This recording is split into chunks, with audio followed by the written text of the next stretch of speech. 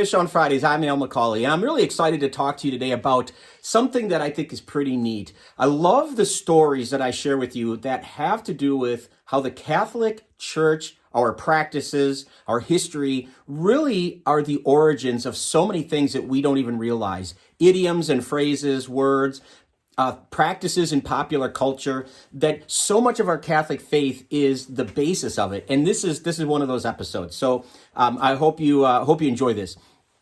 And it really starts with the idea that for over a millennia and a half, so for several centuries, the Catholic Church would celebrate Mass in the language of Latin. And since Vatican II, 1965, obviously the Mass has been said in the vernacular of a given nation. But it was worldwide, the Mass was always said in Latin. And at the highest point of the Mass, what we call the consecration, the priest would intone and pray over the bread and wine, and he would say the words in Latin, hoc est corpus meum, which means this is my body. And it's believed that during these prayers, that what appears to be bread and wine become the body, blood, soul, and divinity of Christ, what we Catholics call the real presence of Christ. The fancy word is transubstantiation, but these words are very important, the words in Latin, hoc est corpus meum. So according to the Oxford English Dictionary, it's interesting when you look back, early 17th century, there was a conjurer in the United Kingdom. And remember, this is after the Reformation, so England is not very friendly to the Catholic Church. But there is a conjurer who has a show, and he does tricks and stuff, and he wanted to come up with some kind of official-sounding magical words, and he wanted to intone Latin. And so what he did was, recognizing that Catholics look at this point of the Mass, where what appears to be bread and wine becomes something else, the body, blood, soul, and divinity of Christ, he took the words hoc est corpus meum, and he kind of perverted them a little bit and changed them, and he squished them together to form the two words Hocus Pocus. So even today, when we talk about magic, and you hear a magician, we hear those words, Hocus Pocus, having to do with spells and witches and changing things, that has its origins in our Catholic faith. Really fascinating to think about that. Because of that one person who changed the idea of what hoc est corpus meum means into Hocus Pocus, a further derivation of Hocus Pocus comes down to us today. Many people believe that the origin of our word hoax comes from, again, an abbreviated form of Hocus Pocus. Because again, what's a hoax? It's showing something that appears to be one way when it's really another.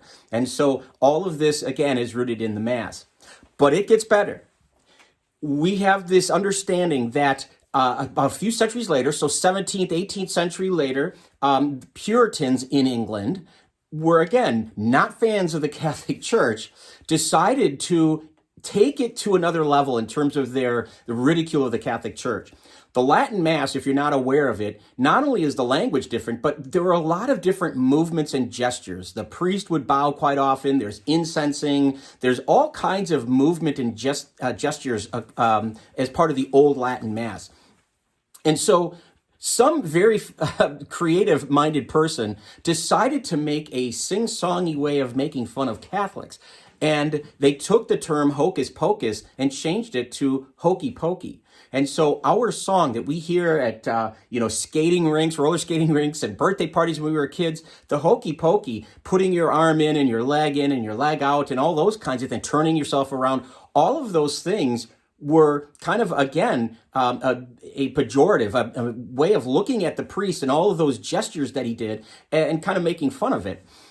Fascinating even more is that is as recent to our own time as the last decade. So in the last since 2000, the first decade of the 2000s, there were politicians in the UK, in the United Kingdom, who petitioned to have that song banned from all public gatherings, like football games or soccer games, any outdoor thing like that, because it was considered bigotry toward religion. It was considered an anti-religious song.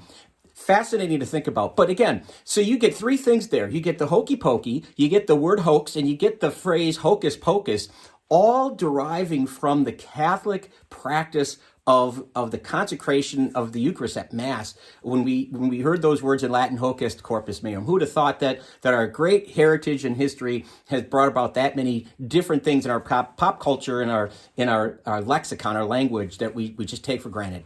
Just one more way to be proud of our Catholic faith. Thanks for tuning in. I hope this has been helpful. If you find it interesting and you want to share it with somebody, please do. We'd love it if you'd follow us on Facebook, subscribe to our YouTube channel. Very grateful that you tune in every Friday for Fish on Fridays. We hope you will continue to do that. Until next time, be good to each other, and God bless.